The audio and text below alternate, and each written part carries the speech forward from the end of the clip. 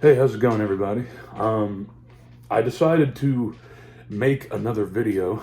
I was feeling very motivated today.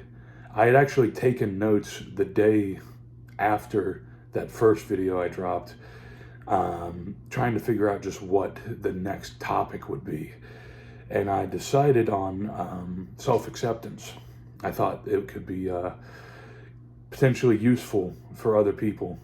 You just kind of identifying things that you don't really like about yourself, but what you have to ultimately accept about yourself if you know you want to move past it, move past some of your issues in your life. But yeah, I was feeling motivated after weighing in. I am 287 pounds. I don't think I've been 287 pounds since I was like 15 years old. So I guess, man, I'm turning back the clock and I'm trying my best. I got a lot of my mobility back, and I'm feeling better than ever. So yeah. Also, let me know how this angle works. Sorry that I don't really know what to do with that, but I hope it's better than having it sit here like I don't know. I just doesn't just doesn't didn't feel right to me. But I had to get that video out the way. I had to shake that one off. I also took notes for this video. I have a tendency to ramble, and I'm still going to ramble even though I have notes. So, yeah, that's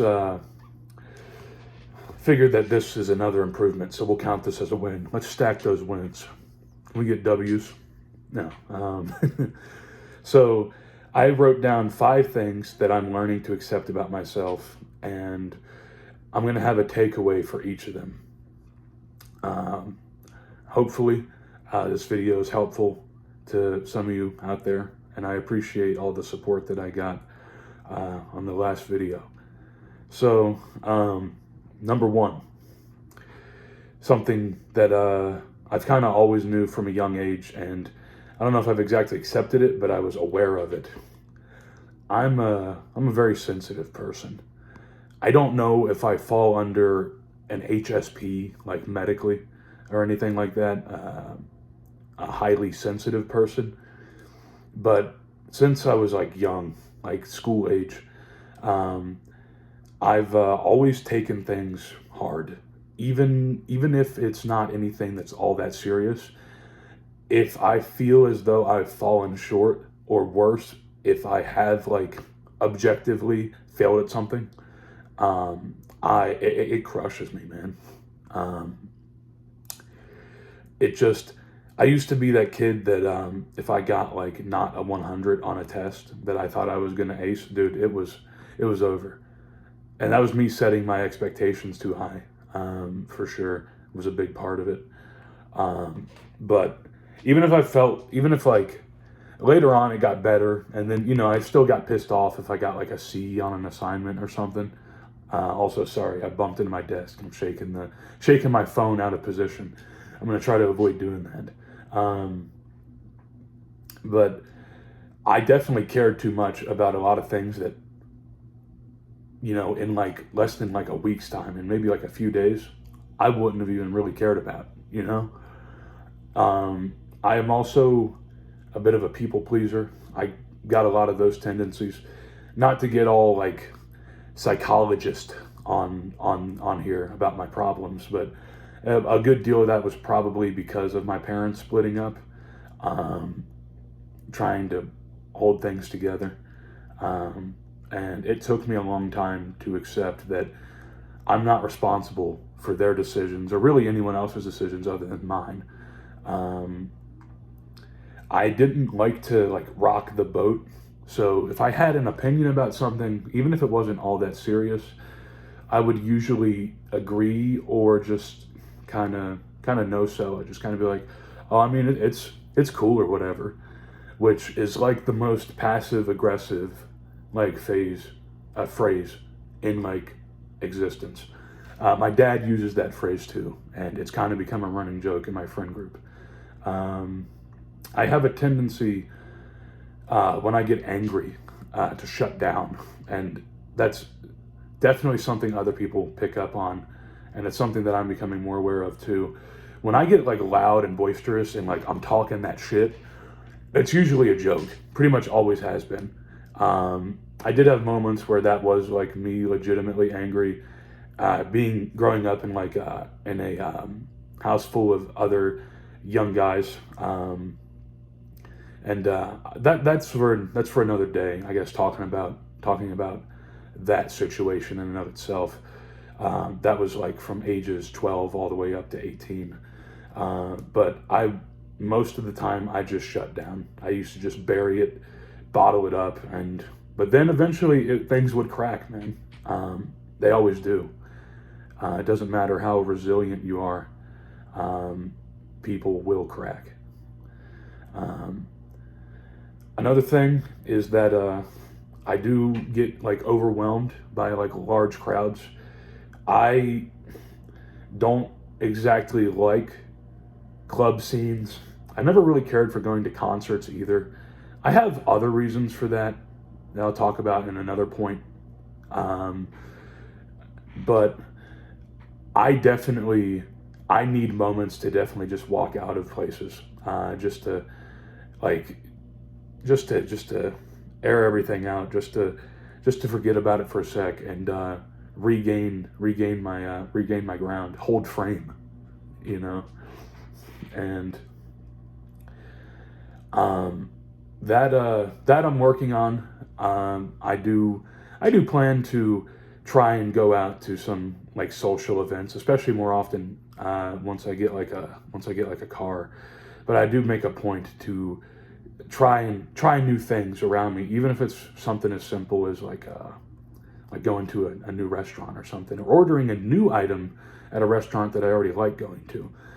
It's a good way to just, I guess, develop like what do they say, like a sense of adventure. Don't lose that. If you lose that, you will feel a hell of a lot older than what you actually are.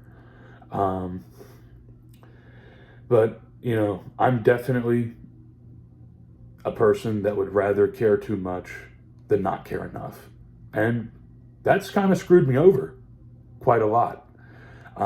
I've definitely put myself in situations where I had avoidable and unnecessary suffering come about because I chose to just give a fuck, and I probably shouldn't have. I'm sure all of you can relate to that. It's something that I'm learning to become more aware of and consider the cost of how when I agree to things. Everything's got a cost, whether you know it or not, and the cost isn't always money. Your time, your energy, those are big resources. Hold them close. But I guess the big takeaway from this is that I have control over how I react to anything. And I get to decide how much energy I dedicate to that. And yeah, I'm hoping that I can become less reactive to things, or when I do react, that it's in a more I guess you would say, healthy way. Speaking up when I should speak up about things and whatnot, or actually asserting how I feel about something. I used to think being assertive was bad. I think a lot of people thought that being assertive was bad. And sometimes assertiveness is punished. But that's when you really need to consider who and what you want to be around. So, this leads me to my second point, especially with how much energy you dedicate to certain things. This is a characteristic that I denied within myself for a long time, but I think a lot of people knew I was this way, especially my mother. I'm a fairly competitive person. I used to deny that, like, all the time. I used to like avoid going and getting involved in competitions for anything, like including sports, or like making bets with people or anything like that, in fear of failure. And part of that was that I did actually care too much about the outcome of whatever it was. Um, and I was in this weird situation of I attached so much weight to certain things that I did, things that were games, and being sensitive, being competitive. It led me to a very, very, I guess you could say, fragile state of mind about how I reacted or how I performed in certain things. One of those was the great sport of football, American football, not soccer. We don't talk about that on my channel. So I played football from only high school up until, well, what would have been only my sophomore and junior year. I was at a different high school my freshman year, and I did not play. I decided to drop out before they started doing I think even like the preseason stuff. If we had games before that, were like I would have only been on like the freshman team. I did not have the skill set to warrant going even up to JV. It was a big school. We're talking 400 guys in a class, all guys school. I then transferred over to a co-ed school that only had about 125 people a class. And I played all of sophomore year. I didn't see much on the field. I was even like a backup on junior varsity. And I did get like 2 minutes of varsity time when they were blowing out a team. But even then, it was still a fun experience. But I definitely was not. I don't know if I was really cut out for it. I wanted to win. Who doesn't want to win? But I think it was just not the right environment for me. We were doing tackle drills over the summer going into sophomore year. I remember we weren't in full gear, but like as long as I think they took the necessary precautions, it was allowed. Like how like state sports associations, you can only so many days into the year that you can start doing this, then you can do full contact and stuff like that. But I think we were at least in like helmet and pads, shoulder pads, and I had to tackle a teammate. And I was so worried about a number of different things. I was so worried about hurting him. I was so worried about looking bad while doing it. I was worried that I guess that I just wouldn't measure up, like they weren't. I was just going to, like, they would have told me to just hand over your helmet, you can just go hit the locker room, we don't need you. They were just it was all ego, man, is what it was. I was that worried about what other people thought, combined with, I guess, just caring too much, I suppose, about someone's well-being in this context, considering that I was tackling him onto a big cushy pad. But I broke down. Yeah, I just didn't like it. I always liked basketball more. I guess I don't exactly like sports where you get super physical with people. Basketball still has contact, and a lot of the game of being a bigger person, at least heavier person, is using your weight to back people down and score. But I don't know if I like tackling people. I don't know if I like fist fighting people, because that's supposed to happen in hockey, or whapping people with a big stick. That also happens in hockey, but like lacrosse, that's like half the gameplay for sure. But nowadays, my interest in gaming, games, is now relegated to tabletop games mostly.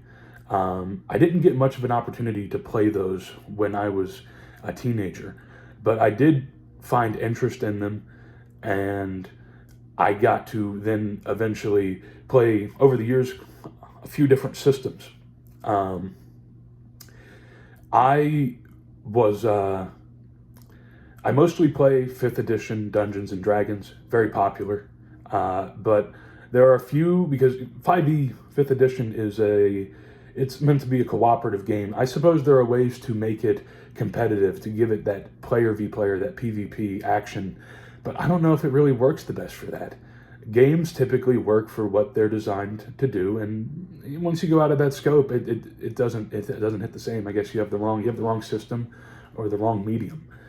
But I was always very amped about these two games, which would be HeroScape and Blood Bowl. I know these are quite a bit more niche than Dungeons and Dragons, but they are literally built to be player versus player. And I would get, like, whether people, could see it or not, apparently it's obvious to a lot of people, I get a little too into them. I don't, absolutely rage when things don't go my way, but I still take it hard, and especially Blood Bowl, because Blood Bowl, you make, whole leagues for it.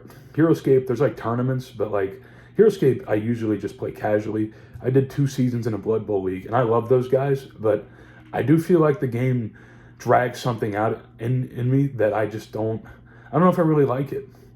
But I have to accept that I feel that way. I have taken a hiatus from it, but I think one day I will come back around to it. Also, just a fair warning, if you get into either of those games, you will need to drop some cash. There's a reason that HeroScape is called Poor Hammer. You don't have to do nearly as much collecting if you want everything, but you will pay a pretty penny for just little plastic figurines. Same with Blood Bowl. If you buy from Games Workshop, pay to assemble and pay to paint. It'll add up. It'll rack up. It's hobbies. You can only have so many hobbies, or else you'll go poor. So, but I definitely, especially, feel it when I lose, and that leads me into talking about the other game that I mostly play, Dungeons and Dragons, because you would think, does that mean that I rage if my character dies or something like that? No, I have gotten upset when a character almost died, but funny enough, never had a character die. And more often than not, I'm not a player, I'm a game master. And how I feel like I lose is not they just, oh man, they destroyed the monsters I sent after them. No, it's I want to see them win. So I'm torn between creating conflicts and challenges for them and ultimately wanting to see them come out not unscathed per se. I don't want it to be too easy, though it is a kind of a cool thing to see, you throw a big scary fight that they're worried about and they fucking crush it. But then you got more scary fights, keep them on your toes, or on their toes. So, but I want to see my players win. And it took me a while to realize that really and this could be controversial because some people believe the dice is just there to for the sound it makes, keep them guessing. That's why you roll behind a screen. And I came to realize that because I hate losing more than winning, I hate losing more than winning, but I absolutely despise undeserved wins. That is worse to me. I would rather lose every day of the week than get one win that I didn't earn. So the couple times that I rolled in private, and this roll the damage they would have taken would have instantly killed their character, I fudged that result so that they would not instantly die. And I have revealed when I've done that now. And my players don't, they're not mad at me about that. I think all my buddies that have GM'd have admitted to doing that. And now I have solutions for that. And I'll probably make a video about how my style is, or I might even make a separate channel for that, depending on how things go. But absolutely, I hate losing more than I love winning, but I absolutely despise undeserved wins. So don't give them to me. Don't make it easy on me. I'll just hate it. I'll go cry in a corner if you do that. My third point, as a callback to the last video, something that I've pretty much always known as well, I'm a big eater. Which it sounds weird, I guess, saying that having lost a considerable amount of weight, but let me explain. Food was always there for me, and I don't necessarily mean in like a comfort sense, though I did use it for that. But like I didn't go without missing a meal. I'm very grateful for that. My parents did not have a lot of money, but they always made sure that I was fed, whether there were both of them or just one of them. And I'm also not a super picky eater, at least not anymore. If I was like, 5 or 6 years old, it had to be chicken nuggets or pizza. But I got over it, right?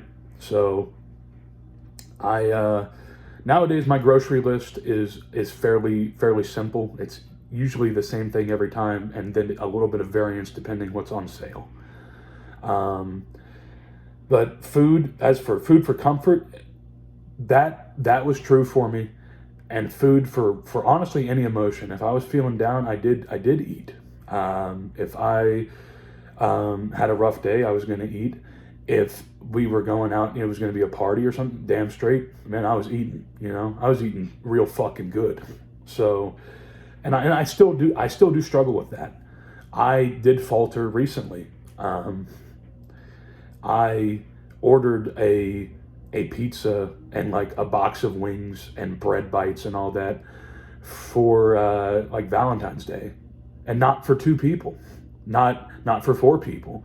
That was for me. I had an early cheat day, an impromptu cheat day, my first one, not one that I circled like the day on the calendar, or at least fixated, the day of this is when I'm going to go nuts. But yeah, that was hard for me, and I don't think I should have done it, but I'm going to give myself the grace to move past it so that I don't do it again, because I used to be the person that ordered pizza 3 nights a week. Sometimes that's all I could look forward to in my day. I'd get home from work and then I'd go order pizza. And now I try to keep my cheat days every other month. And other than that, I'm almost always 1 meal a day, unless I get a little something before or after the gym, just to get quick. If I do eat carbs, I usually get them like before the gym, and then I try to get some protein in afterwards, and some carbs too. Sometimes sugar is good for recovery, but otherwise, I don't really do that 80-20 eating. People talk about that. It's a very popular thing on the internet, where like, oh yeah, you can have a slice of pizza. And that's true. Like, you can have a slice of pizza that day, or honestly every day if you find a way to work it in. That's just not me, man. I'm not a 1 slice of pizza guy. I'm the whole pizza pie kind of guy. And that kind of leads me to that big takeaway that I have to satiate my appetite or I will fall apart. Everyone has to. Like, there's only so much of like trying to force yourself like to just be on this absolutely restrictive way that you eat. And for me, it's not 80-20, it's more like 98.5 and 1.5%. Like that one day out of like 60 where I just go nuts and everything else is just clean. It works for me. It gives me something to look forward to.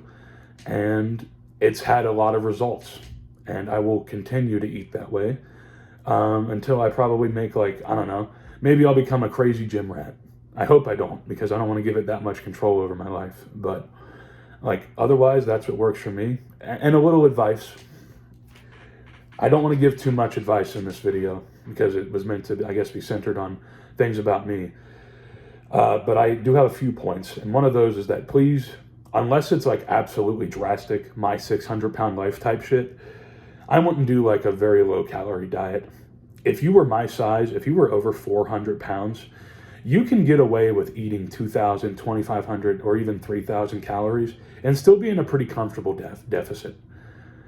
Like, I was losing probably 3 or 4 pounds in a week, like just doing like 2,000. And I made sure to, eat a lot of protein and stuff like that, keep myself full. But like, I don't suffer. Do not make yourself suffer over trying to lose weight. Do not make it a punishment. You have been punishing your body long enough with like with your relationship with food. Seriously.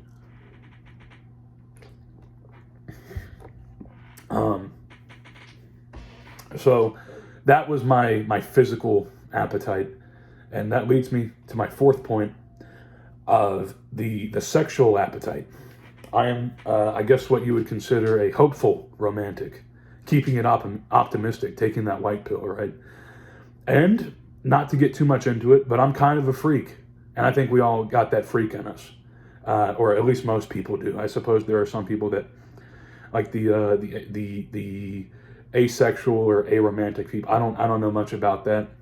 I can't relate to you, but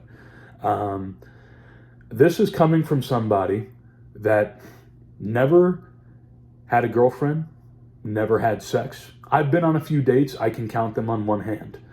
And they were few and far between, though some have been in recent times. So that's a win in my book. I will say that I have this tear within me of how I was raised, and then my current beliefs and desires. After my parents split up when I was 9 or 10, 9 years old, late 2010. I was with my mom mostly, and she eventually gave custody to my grandfather once she had gotten in some financial troubles. And my grandfather is a very conservative, very Christian man, and there was a bit of it was definitely weird. It was an adjustment. My parents at the time, I think they believed in God, but they weren't really religious. My father is now quite religious. My mother's probably, I guess, more spiritual than religious, which I suppose you could have both. Both can be very useful for a person. But learning about, saving yourself until marriage, making sure to find the right person, because the Bible does talk about it there's quite a few verses talking about it. It is definitely better to not be with anyone than it is to be with someone that drags you down.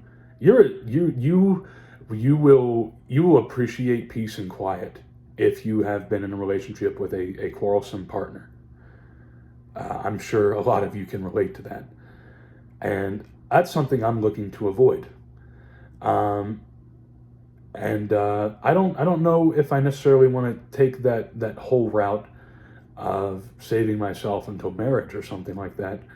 But I also recognize there's an issue with sex positivity. There is. I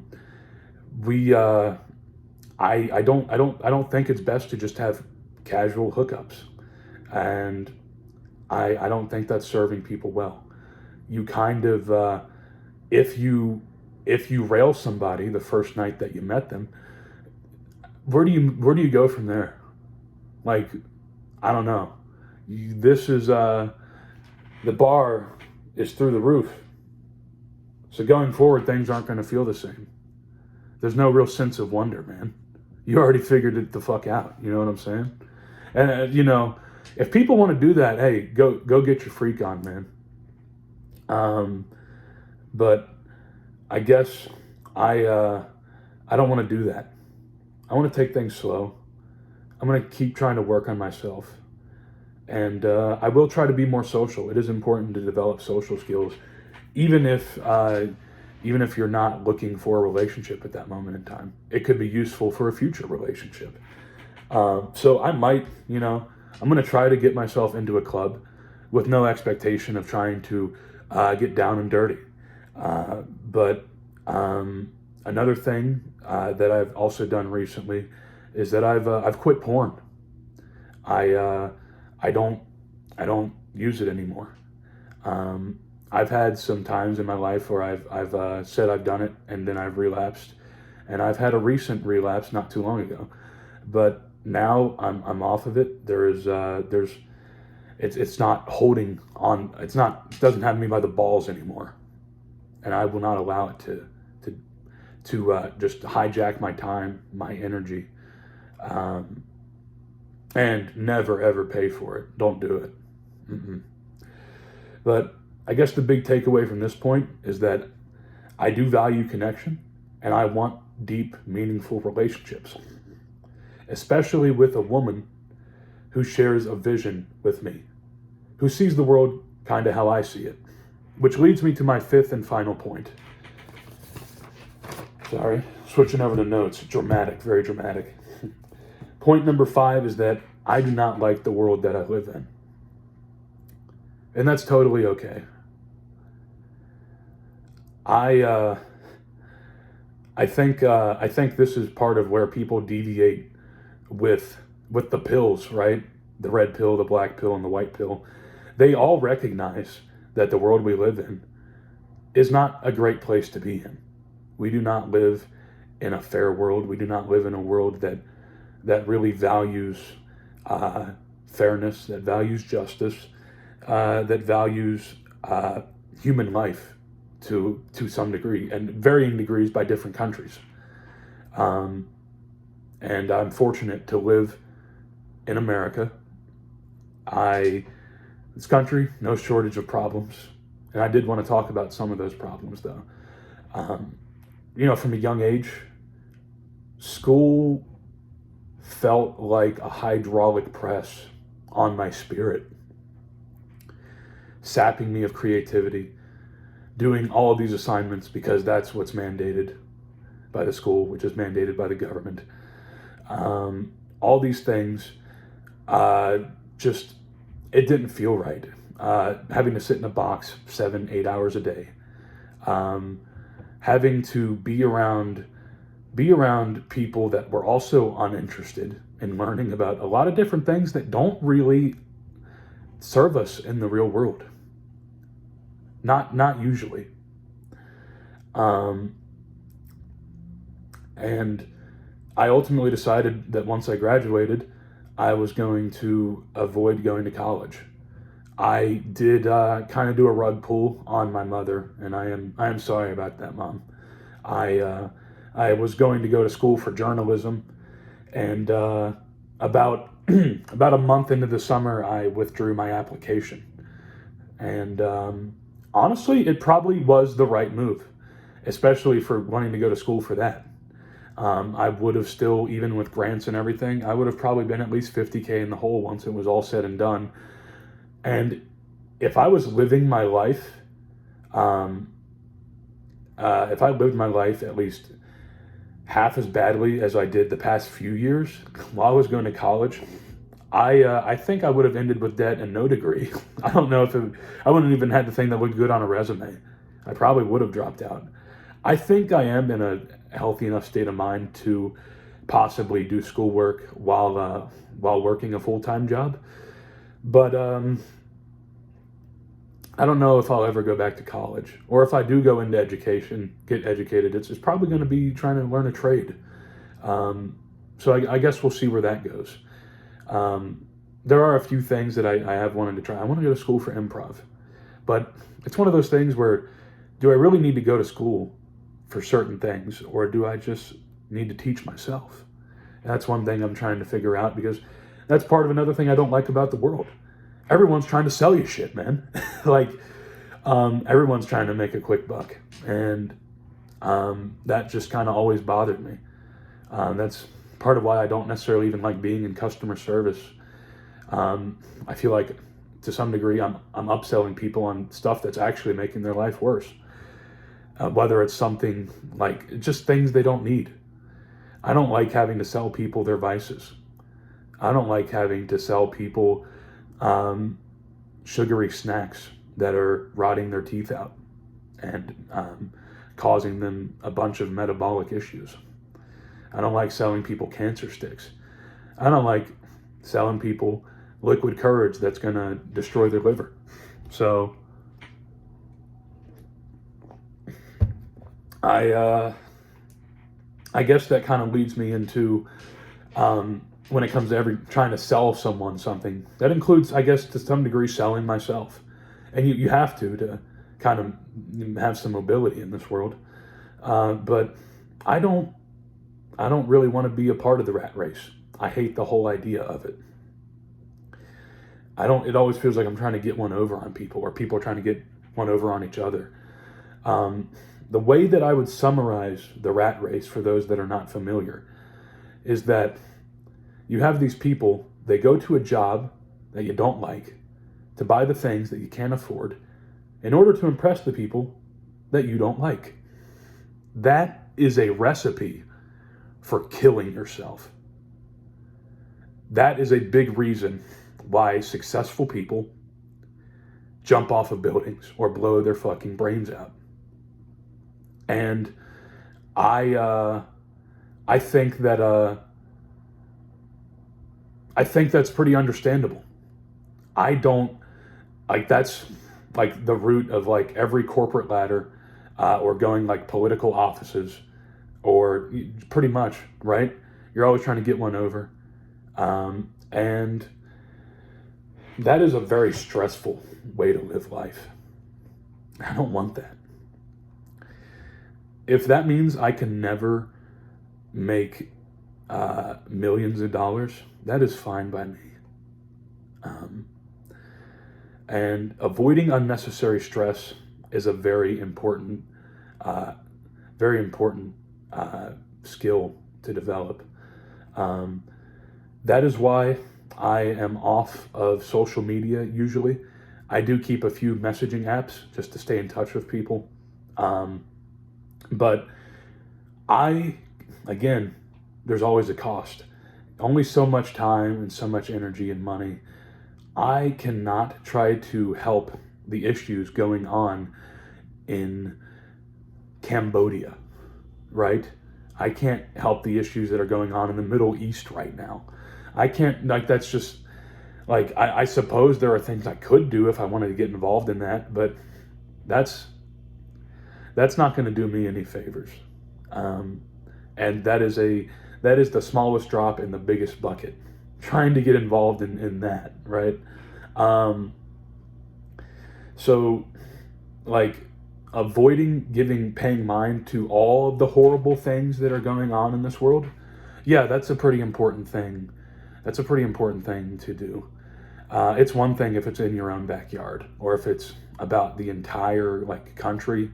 And I'm not just talking about alarmist bullshit. You have to weed through that too. That's a big reason why I don't really watch the news. Or if I do watch the news, it comes in the form of not mainstream media, right? Because they're always trying to, their way of getting one over on people is by getting them to freak out. And then that leads people to dedicating their time, energy, and money into things that they don't really need. And yeah, just none of that. So shrink your world.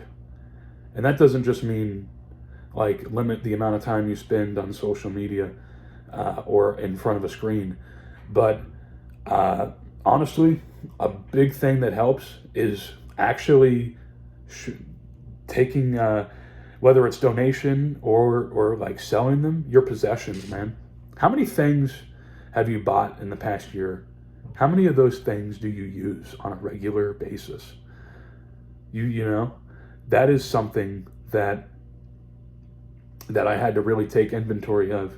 And I still have quite a few things that I don't get to use right now. A lot of what I own, if you saw in the last video, are miniatures. And a lot of them sit there and they sit and look pretty, occasionally collect dust, and I have to, clean them up, and like, it's a little frustrating. I've been on a bit of a hiatus with game mastering, but like things like that, that's one thing I like to collect. I think it's okay to have things that you like to collect, but like you should really shorten that list, because I used to try and collect CDs. I used to try and collect just goofy shit, man. And now I've got movies, and I have D&D stuff. That is most of what I own. And I haven't really bought any of those things because, like, in recent times either. I don't plan to expand that at an alarming rate like I used to. eBay had me by the balls, I tell you. I actually had the MasterCard. Not anymore. They canceled that program. That pissed me off. But that was probably for the better for my wallet. But yeah, shrink your world, shrink your wardrobe, shrink your circle if it's not doing you any favors. That I'll have to leave up to you. But I've had to, I've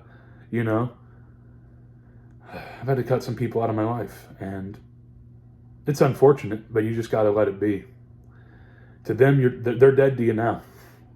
Maybe it won't always be that way, but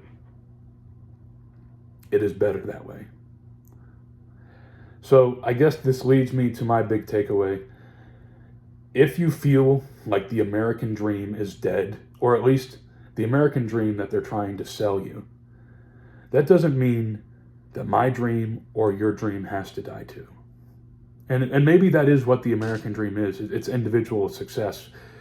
But I'm not going to sit here and say that the system is not trying to sell you on how you should, like certain milestones and certain expectations where you should be in life. That's for you to figure out, man.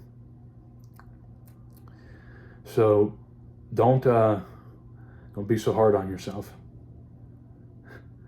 Don't care about what the big man is trying to tell you to do with your life. I know a lot. That's a very popular category of like YouTube videos. People that were successful in like the normal like corporate world or in a high paying field, and they ended up leaving their job, and now, even though they don't make nearly as much money, or they might even be unemployed, their life just got better. So that is something to consider. And that's something I'm going to have to figure out. I don't really know what I'm going to do going forward, at least like career-wise. But I have some things I'm working on. I'm working on getting my driver's license. I'm working on making my very own first full adventure for Dungeons and Dragons. And I'm still working on my physical health. All of these things that I'm trying to do is it boils down to me trying to live a more fulfilling life and a free life. So thank you for sticking with me, everybody. I don't know when I'm going to make another video, but I think this was an improvement.